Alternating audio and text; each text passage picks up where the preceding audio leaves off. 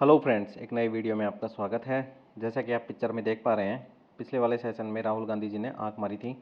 इस सेशन में किया है उन्होंने फ्लाइंग किस, और वो भी किया है पार्लियामेंट में। पार्लियामेंट में जो रूलिंग पार्टी है उसके अकॉर्डिंग उनके मेंबर्स को देख के इन्होंने कर दिया फ्लाइंग किस।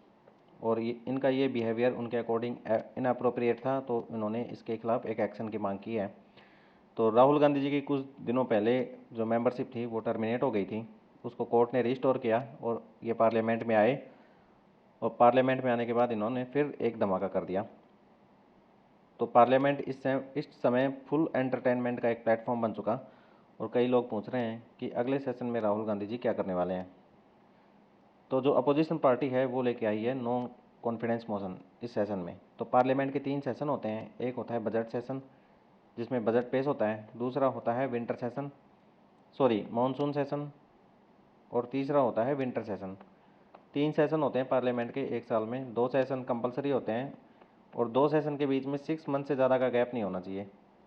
6 मंथ से ज़्यादा का गैप नहीं होना चाहिए। तो जो अपोजिशन पार्टी है वो नो कॉन्फिडेंस मोशन लेके आई है। वो चेक करना चाहते थे कि रूलिंग जो पार्टी है इस समय उनका कॉन्फिडेंस है कि नहीं लोकसभा में। तो उसके लिए उन्होंने नो कॉन्फिडेंस मोशन लेके आए। ये 2018 में भी लेके आए थे, ये दूसरी बार लेके आए हैं।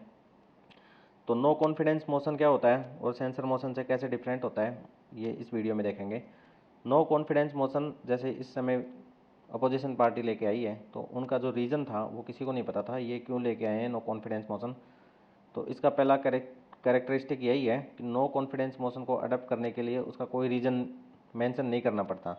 लेकिन सेंसर मोशन को अगर आप लेके आते हैं तो उसका रीज़न आपको क्लियरली मेंशन करना पड़ता है कि हम सेंसर मोशन इस वजह से लेके आए हैं।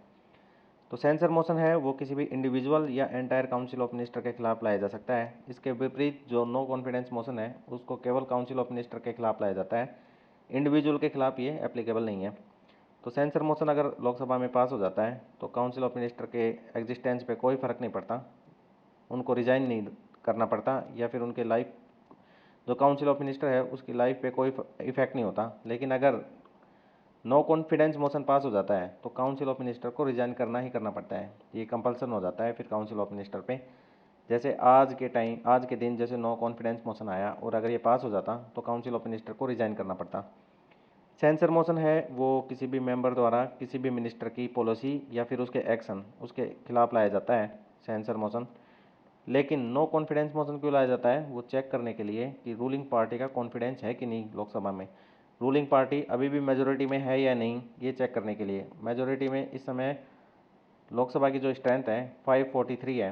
तो अगर उसको 2 से डिवाइड करेंगे +1, ये स्ट्रेंथ होनी चाहिए किसी भी पार्टी को रूलिंग पार्टी बनने के लिए। तो ये चेक किया जाता है नो कॉन्फिडेंस मोशन से।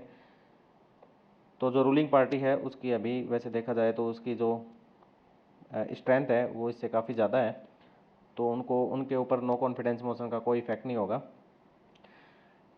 तो ये एक वीडियो था जो नो कॉन्फिडेंस मोशन और सेंसर मोशन से रिलेटेड था। अगर वीडियो पसंद आया तो प्लीज़ लाइक शेयर सब्सक्राइब करना ना भूलें। Thank you so much.